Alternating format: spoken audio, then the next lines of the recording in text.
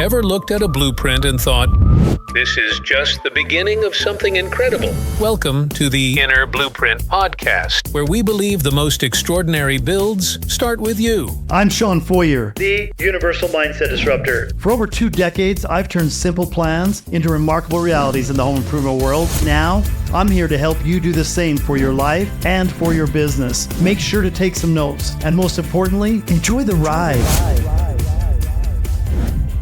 Hello, and welcome back to another episode of Inner Blueprint, the podcast for the home improvement industry, and really anybody that's looking to improve their mindset, hear cool stories of success, and be inspired to take not only your business, but your life to the next level. Now, today's guest, I want to hook you. It's not every day I get the opportunity to welcome on the podcast a former professional athlete, a professional musician, and now a professional contractor. Today's guest is a dynamic entrepreneur and music aficionado from Memphis, Tennessee. 43 years old. He's worn many hats in his career, from promising pro athlete to successful business owner, and continuing as a talented musician. I've heard him play, and I can speak for his music. It's good. He was drafted by the Florida Marlins in 2002. His baseball career was cut short by an injury during spring training in 2005. Undeterred, he challenged his energy into other passions, earning a master's degree in physiology from the University of Virginia. He knows a lot about psychology too. That may have been a Freudian slip. In 2017, he founded Holy City Gutterworks in Charleston, South Carolina. And under his leadership, the company has thrived, winning accolades like Best Gutter Company by Post and Courier's Best of Charleston in 2019, 20, 21, and 23. He went from a one-man operation, as a lot of us do in the home improvement industry, and he has expanded to a team of 16 specializing in high-end gutter solutions, including European copper installations. His talents don't end at business. He's a gifted musician. He founded the Blackout Project, a live hip-hop band that he opened for acts like Ben Folds 5. He later joined the Mount Pleasant Presbyterian music ministry team, helping to establish and grow their contemporary worship service. He played with the band Lord Nelson, performing at notable festivals and opening for renowned artists. So hope you're as excited as I am to hear the story of, some challenges, making it to the pros and then having it cut short by injury, having this amazing music career, and then you guys literally choosing to be a contractor. So welcome to the show, my friend, a client of mine, Mr. Robert Word. What's up, Word? Hey, man, what's going on? I hear that, and I'm also thinking, is that like a laundry list of my crazies as well? I mean, maybe. Like we talk about, crazies sometimes are superpower, man. Yeah, no, it definitely is mine. I'm going to lean into that. I'm going to accept that it's definitely a superpower of mine. I do have maybe a screw or two loose, but I also think, my father used to say when I was a kid, your life is nothing but the sum of your experiences. And so I've attempted to experience quite a bit. Yes. And one person that knows you're crazy better than anybody, and I forgot to mention her, tell us a little bit about your wife and kids, because you've got a beautiful wife, amazing children. Yep. So my wife and I have been together since we were kids. We are high school sweethearts, technically. And she is a physician. And what's funny is, personality-wise, we couldn't be more yin and yang. Yeah. She is the rock, and I am the crazy. Yeah. Thank God for her, because she's what keeps me grounded, if you will. She's the tether to the universe, I think, is what I like to tell people. Yeah. And then I've got 3 kids: Anlock, who is 12, Russell, who is 9, and Charlotte, who is 7.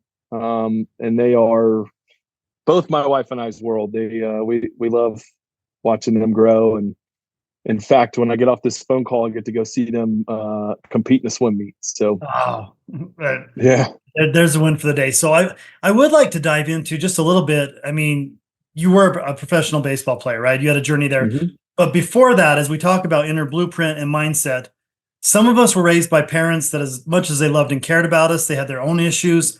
We all didn't, especially in the construction world. We have a lot of broken homes. We have a lot of, divorce, challenge. Mm-hmm. One of my favorite things about your story is when you tell me about your parents, and if you wouldn't mind to share about like if you wanted to rob a bank. I mean, come on. Yes, I was going to say, I think my favorite thing to say about it, and this is, I think this is extremely true, is, I'm sorry, it sounds to me like I have a Ring Central phone call coming in.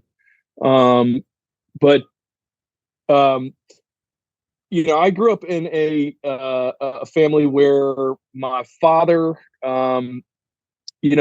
whatever I wanted to do, they supported. So, my parents came to every baseball game. They were there supporting everything. And I like to say that, if I woke up one morning and decided I wanted to be a bank robber, my dad would buy the guns and my mom would have driven the car. So I think I was fortunate in that regard. Like, I never once had the belief issue that I couldn't do anything. With the baseball thing, I don't think I ever questioned whether or not I could do it. So I never wrestled with belief when that. Same thing when the music thing started. Like, baseball ended and I had all this free time and I really loved music. It's what I always wanted to do. And when that ended, I was like, well, I just want to play music. Let me figure out what this looks like. And I just did it and never once thought to myself, like, well, like, what am I going to do if I don't make it? I never thought of it that way. And I think the same thing happened really when I jumped into contracting. Is when I started it, I was like, I didn't have a choice whether or not I could make it or not make it. I quit a job that was paying really well. I just walked away from it. You talk about the difference between my wife and I. My wife is a planner. She's the one that plans vacations. She's the one that likes to have a roadmap for things. And I came home from work one day and I said, I quit my job. And she was 9 months pregnant. Our insurance was through that company. There were a lot of things tied into that business. And I came home one day and quit, and I could see behind her eyes all the gears, like whirring. Yeah. Thinking like, and the crisis, I could see crisis mode behind her eyes. And she was like, what are you going to do? And I was like, I'm a cat. I'll land on my feet. Well, and I love it. I want to go back real quick, just for anybody listening. When I work with mindset and people, not everyone has supportive parents. And if you're a parent listening to this, just realize that you're creating your child's mindset, everything you're doing. And one thing I love about Word is that his parents built belief. He could do anything. And when he went to do something, it wasn't a question if he could. It was a question really if he really wanted to and if he wanted to stick with it, right? And then the other thing, from the behavioral side, if you listen to this podcast, we talk about the DISC. We talk about behavioral styles. And Robert is a DI, so he's very assertive, very direct, and big idea. We call that the gas pedal.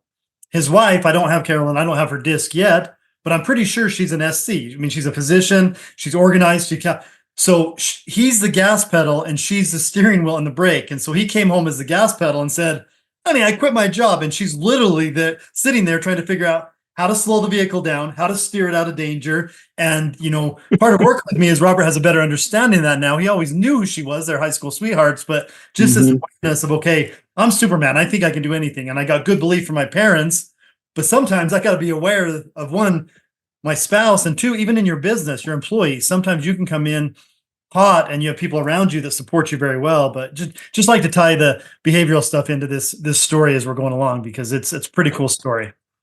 Yeah. And I think really to tie all of this together is I've never ever had an issue of believing whether or not I could do something where, I would say that the limit of my belief in myself is, when the challenge is great enough that it requires you to change more than, the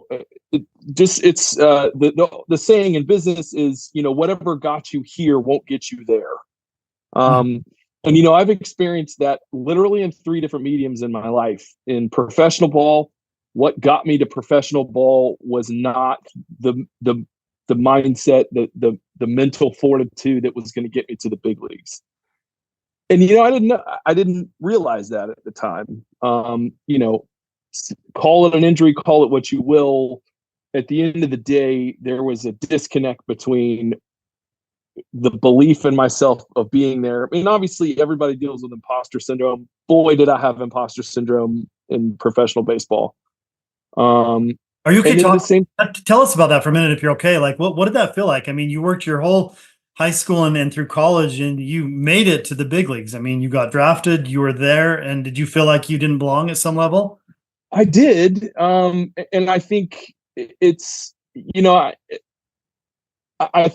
always felt like I fooled the coaches to get into college baseball. And then I fooled the scouts to get in, to make it into the draft. And then, as I'm playing professional baseball, I'm like, dude, why am I here? There are so many kids that are better than me. And, I think what's hard is, I didn't believe, on some level, I believed all the way to the point till I got there. Mm. And then when I got there, I was like, what the fuck? What am I doing here? How did I get here? And not only that, it was a more challenging experience. And I think, that's maybe the detriment to it is I worked really, really hard and I loved the work. So it never felt like work. And I got to professional baseball, and then suddenly what I was doing wasn't enough. And it's not from a work level. I didn't understand. I just didn't have back then. That's when sports psychology was really, my last year in with the Marlins, they had a sports psychologist who was starting to work with us. And I didn't understand this whole mindset phenomenon until after I was out of the game, and looking back on it, I was like, understanding how much of what I missed and really, the athletic ability was there all along, but the mental ability was. And I don't like to play what ifs going in the past, but if you had this knowledge that you have now, you could have gone farther, right? I mean, you could have. I think that experience. Yeah, I think really more than anything is, I squeezed out everything I could from the athletic side, but where I was limited was on the mental ability side. And really, that controls so much of your physical success. And I think when I got up there and I started not believing that I should have been there, it colored every decision I made and every attempt that I made to do it. I think the injury, I hate to admit this, but it's true. But I think the injury gave me an out at the time. Yeah. I think I was chasing, or I was running from that imposter syndrome so much, and the stress on it was enough that, I don't think I squeezed out what I wanted to from that. And sure, I have some regrets from that, but I think I've also, at this point, forgiven myself for it as I've learned to deal with the rest of this. But yeah, I do think, yes, I could have gotten further if I had harnessed that beast.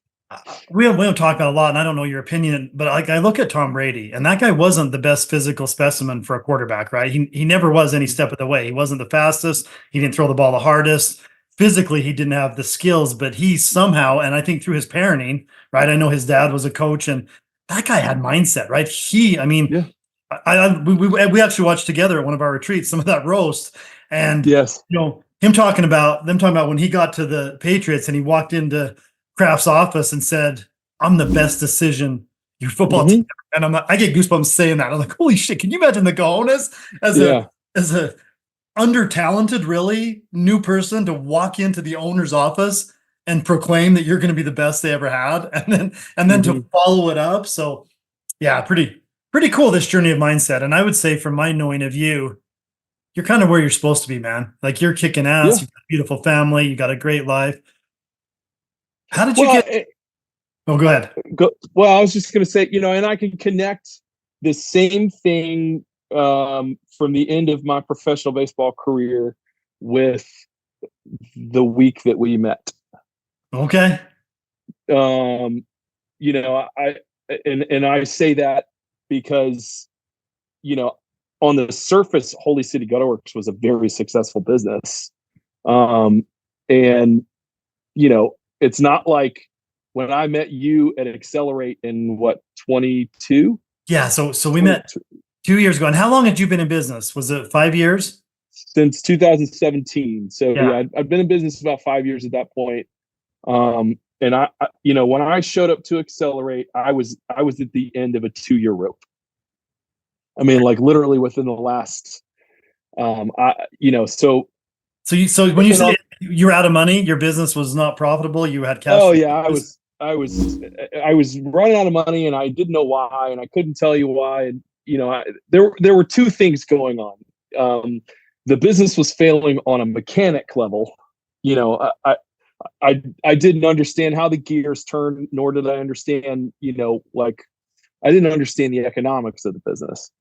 But the other side of it too is I was afraid to ask for help. I thought I was on an island, and I stopped believing that we were going to make it.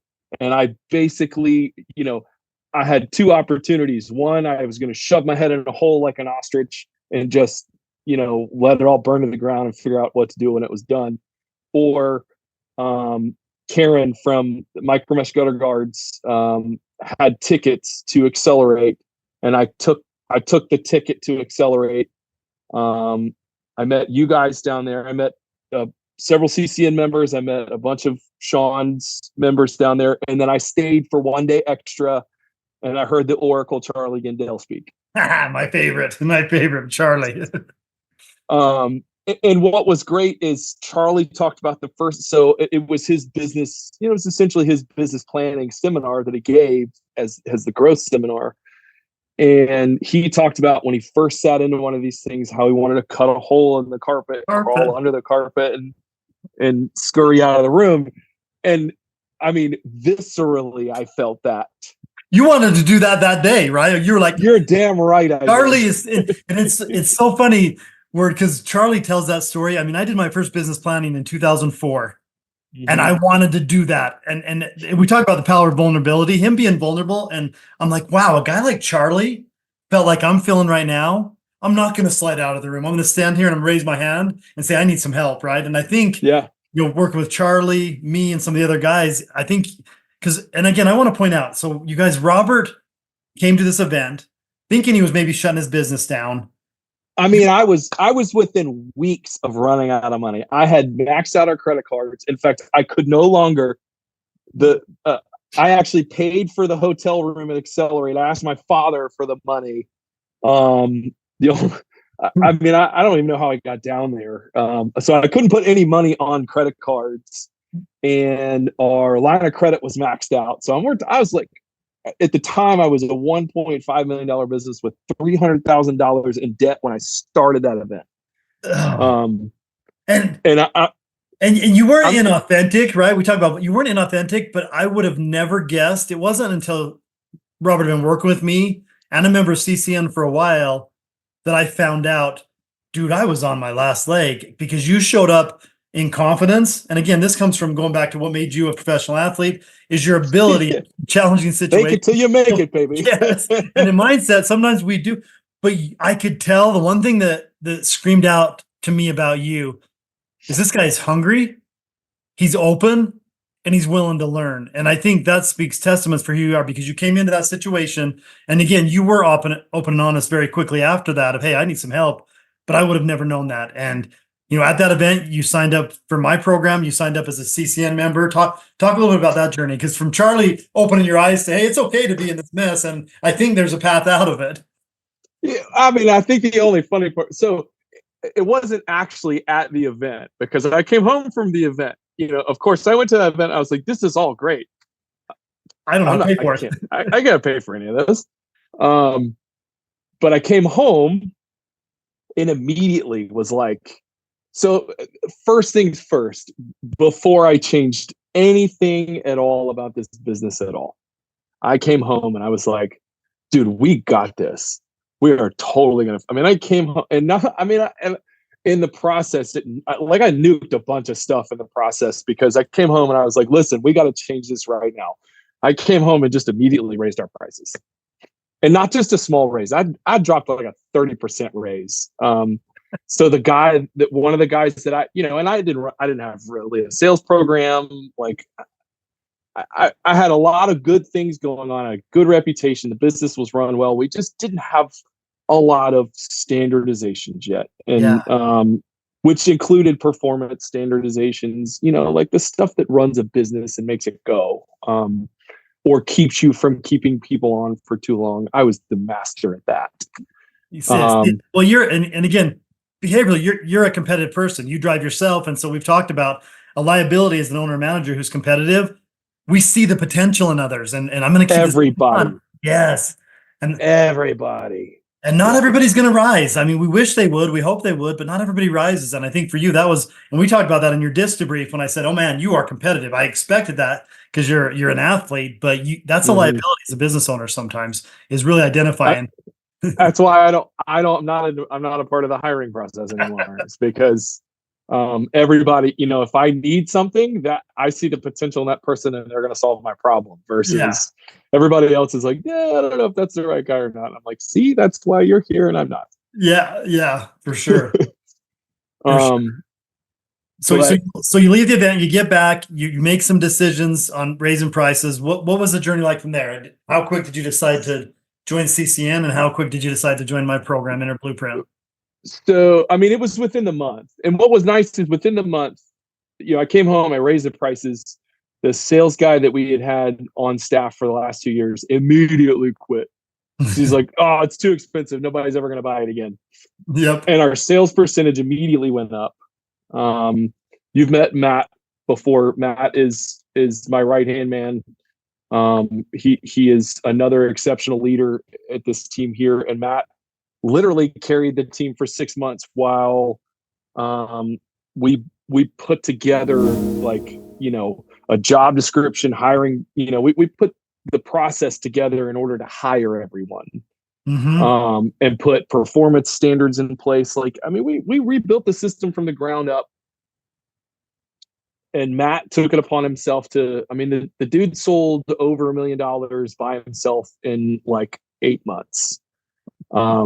Because we came home and I was like, dude, we got this. We're going to do this, and he agreed.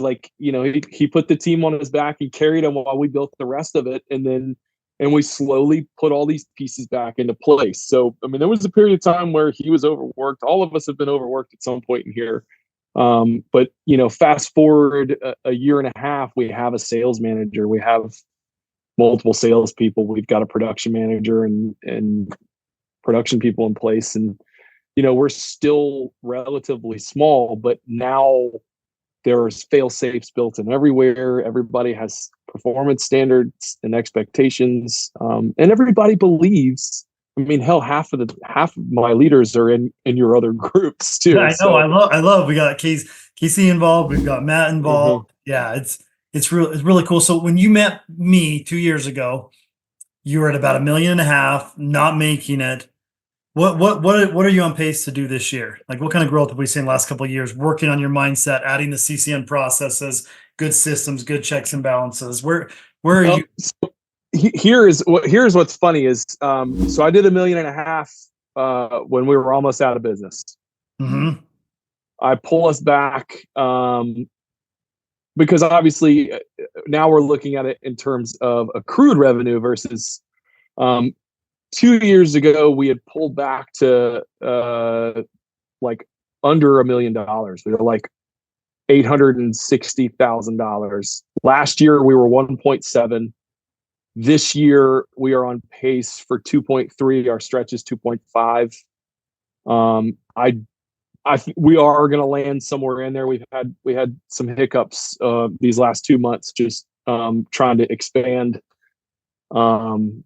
The hiccup has been bringing on new people and put managers in place and maintaining some momentum. We didn't lose any momentum, but we didn't gain the momentum we were expecting by this point. But and I was a CCN coach for 5 years. I was a member for 10 years, and I would work with a lot of people. And when you raise price and make adjustmts, I had a lot of times where people would do less revenue the next year, but they'd be more profitable or as profitable. Was that the case when you went from 1.5 to 800? You actually made money with almost, half the top line, right? You cut your business in half, but you turned it around. And so anybody listening, if you've been stuck in a cycle where you're at a certain level and you're not making any money, be open that, raising prices, taking a step back might be the most important step to taking 10 steps forward in the future. And like Robert described, went back to 800, 1.7, 2.5, but the right model, the right systems in place, and the right mindset, one thing I love about you, you've always had good mindset. I think I've just helped you shift it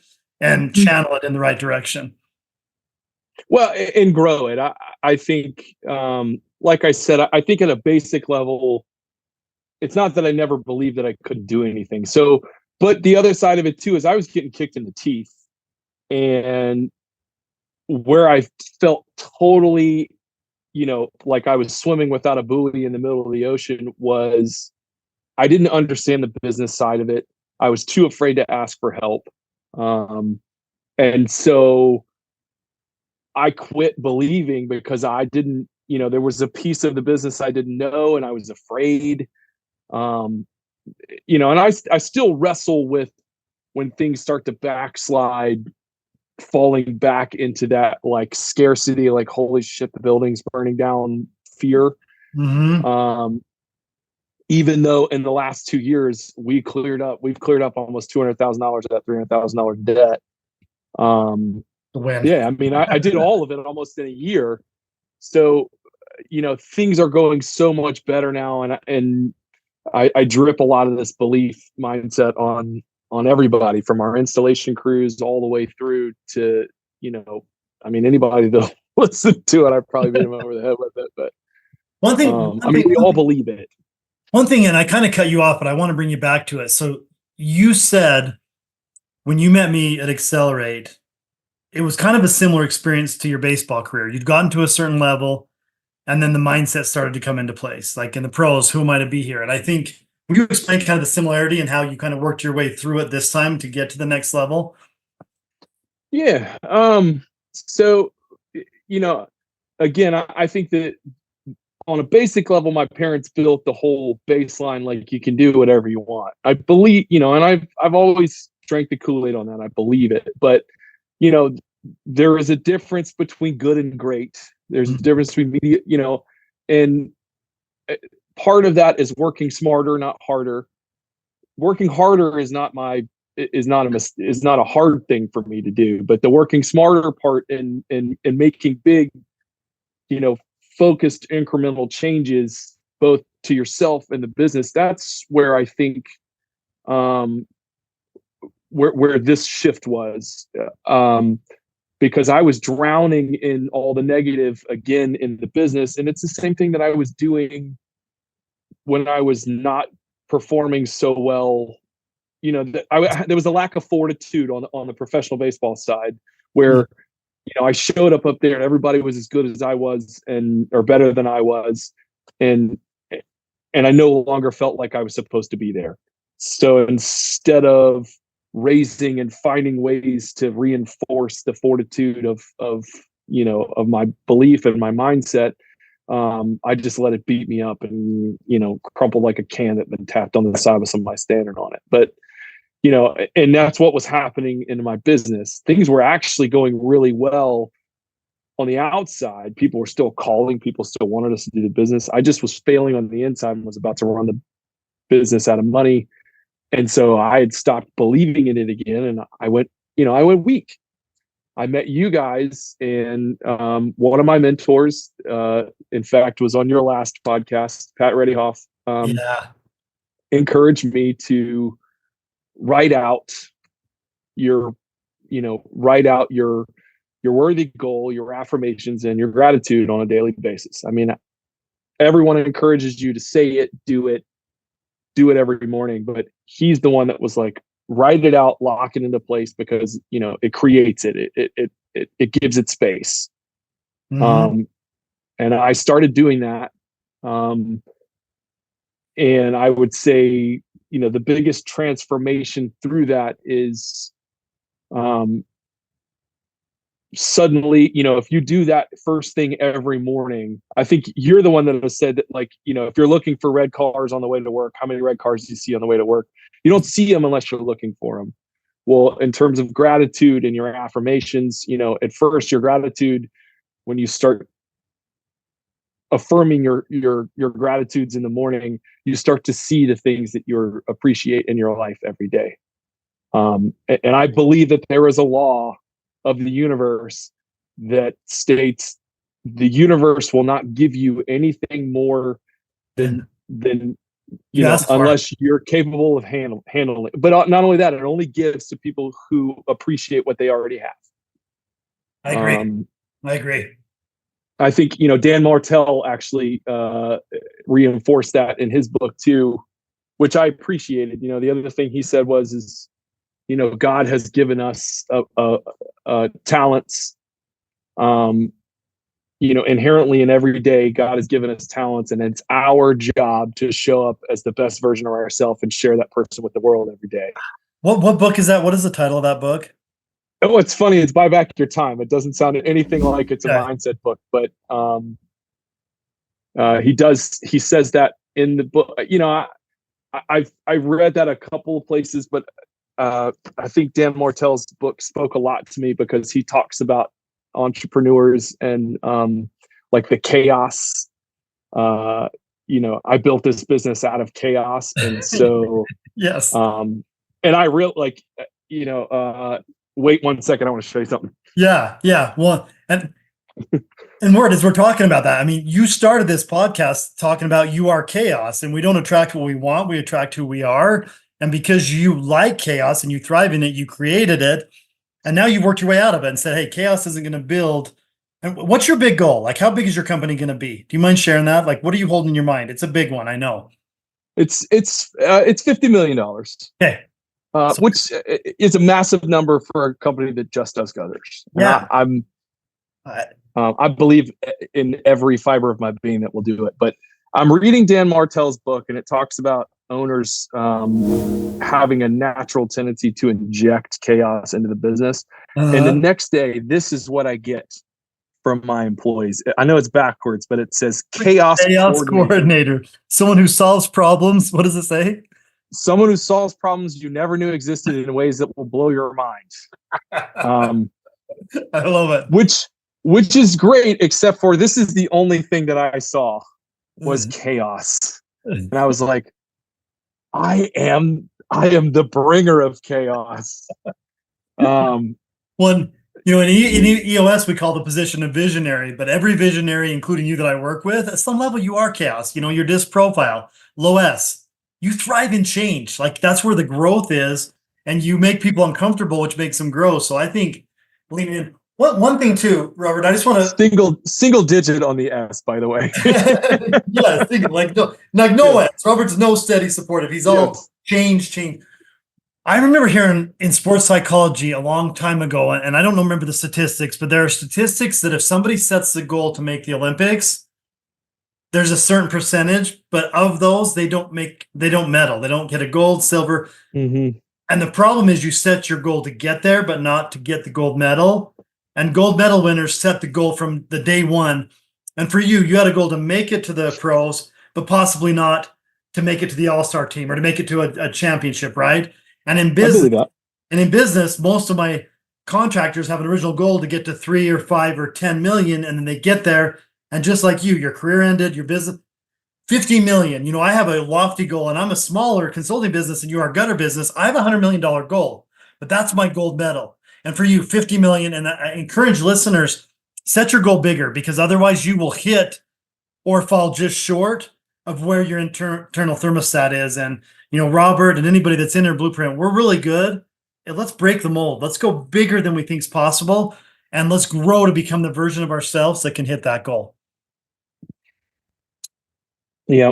I think, that's a part of the gratitude and the affirmations and the worthy goal is, you need to have a target, a direction. I think, one of the biggest challenges for people that start with Inner Blueprint is, when you pick a worthy goal, the part of that discussion is, how do I get there? And it's like, it doesn't matter how.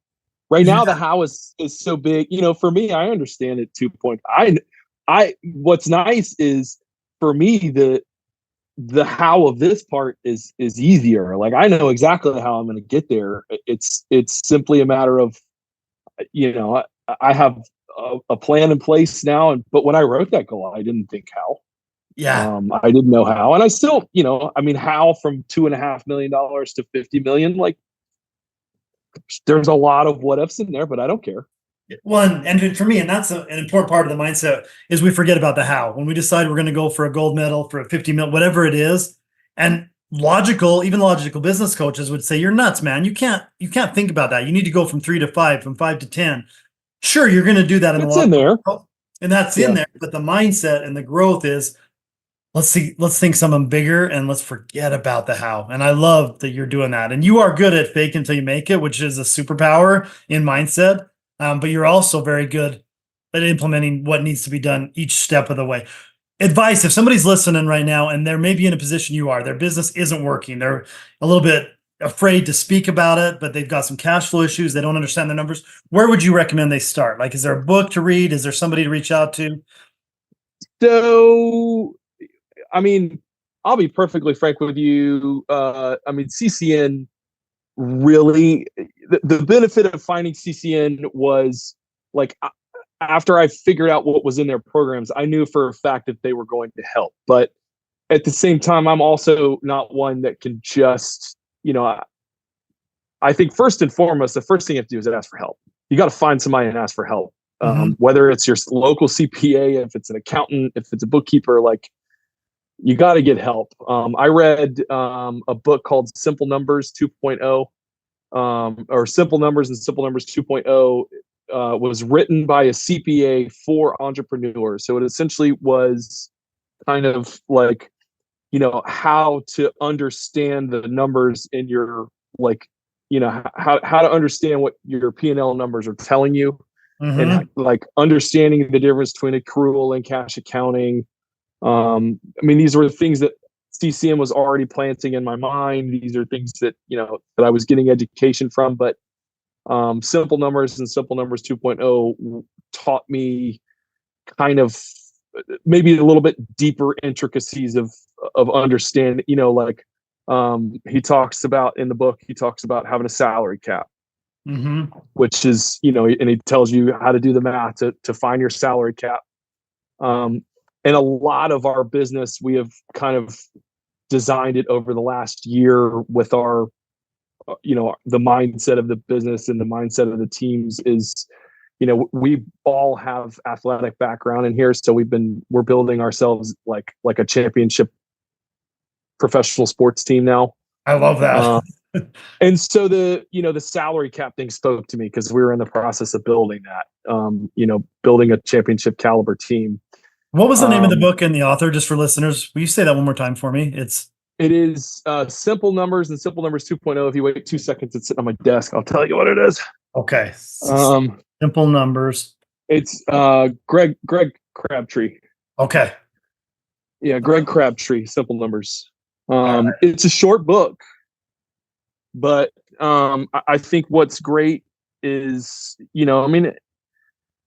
it talks about hiring people. It talks about employee evaluations. Talks about I don't know. It's a simple number, but it talks about how, it talks about building cash flow. It talks about, so this is the first book, and I asked a million times in terms of like how to build a pricing model or what numbers should I be using as like our target for production or materials. And this is the one book where it's like, listen, if your business is at 5% or less on profitability, net profitability, your business is on life support. Which is true. I wish I had read this book when I was on life support. But it was like, the other thing he says is a business that is on 10% net profit is a healthy business with, a long-term goal. 15% is an exceptionally run business.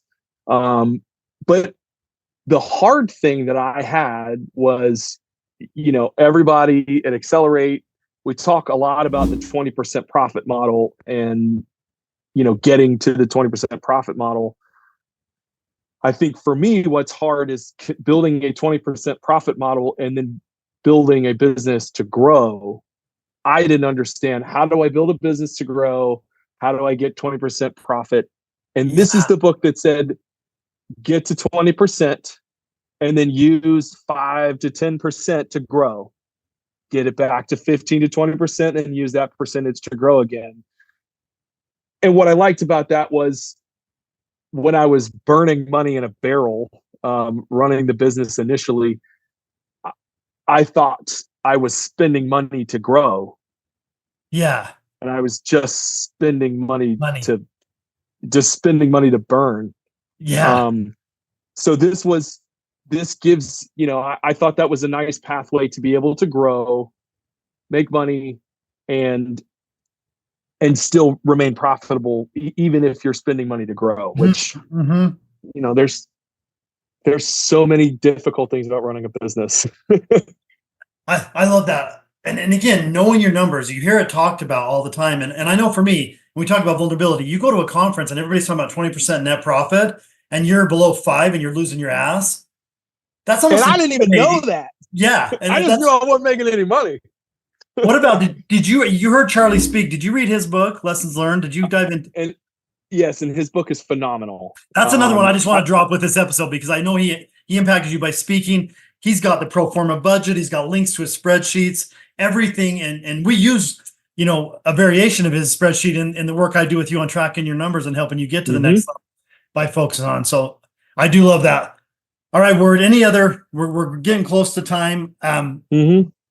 Read that book, reach out for a mentor, fake it till you make it, take an honest evaluation. What other takeaways? That's a lot of what I've heard you say today. And it's all gold, man. Yeah. And I think even, for me, the other side of it, and I don't think this business would thrive nearly the way it has if you don't surround yourself with like-minded people. I think, that's sometimes that's hard to do, but your athletic team, your business team, your life team is only good as the people you surround yourself with.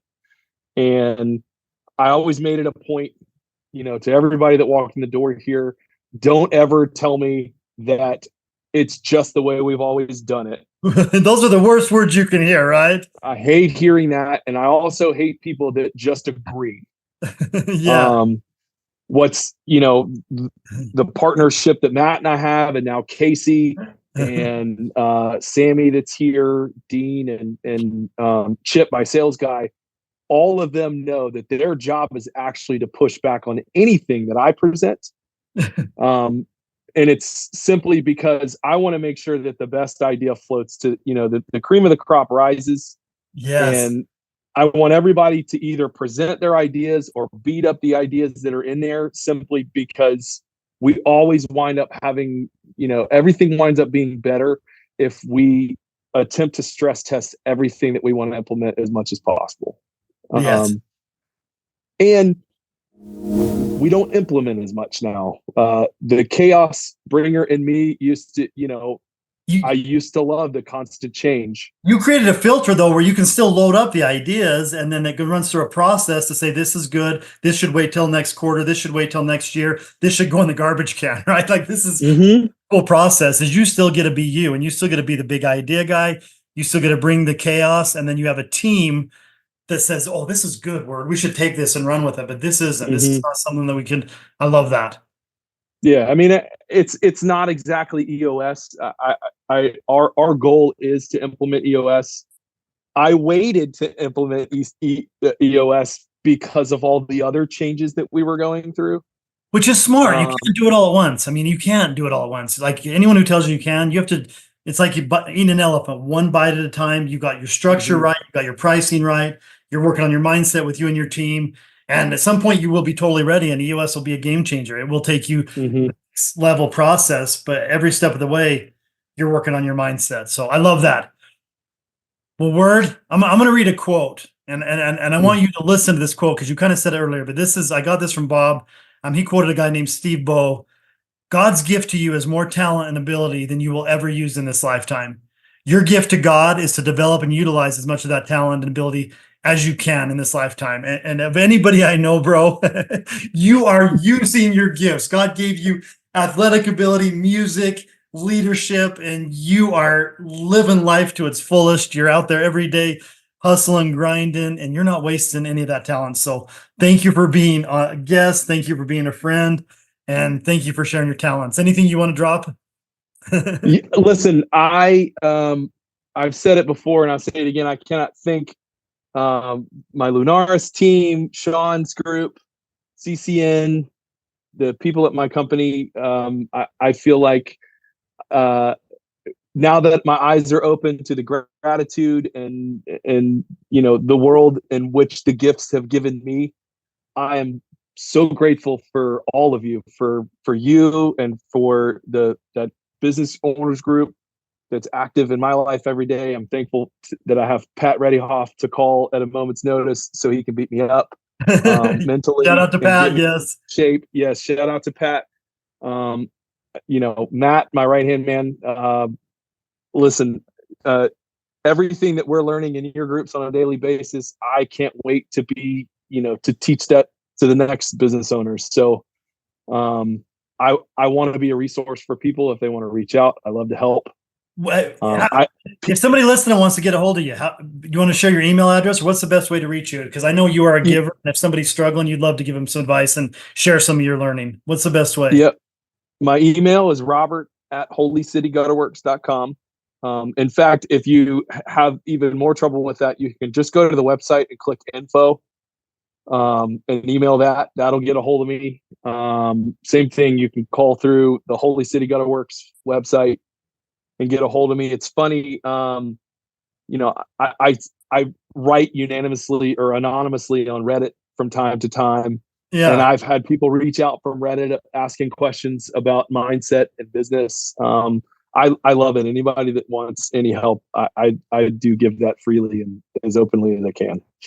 Awesome, man. Well, I know I can speak for our whole Inner Blueprint group. We're blessed to have you. You're a blessing in my life, man. I'm so excited. It's fun to be a part of watching you grow, watching your business grow, seeing the beautiful life you're building for your wife, for your kids, and most importantly for you, man. You deserve all of it. So thanks for leaning in, bro. Thank you. Hey, by the way, College World Series, go Hoos. All right. UVA's in the College World Series. That's what we're cheering for, right? All right, that's it. I'm not a fan, so I cheer for who you tell me to. I dig it. All right. Thank you, man. Take care, brother.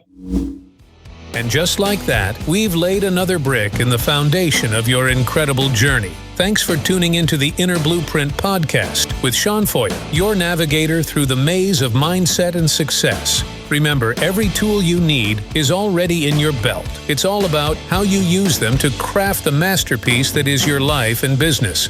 Now, don't let the momentum stop here. Follow me on social media and subscribe wherever you get your podcast to never miss an episode filled with the blueprints to your best self.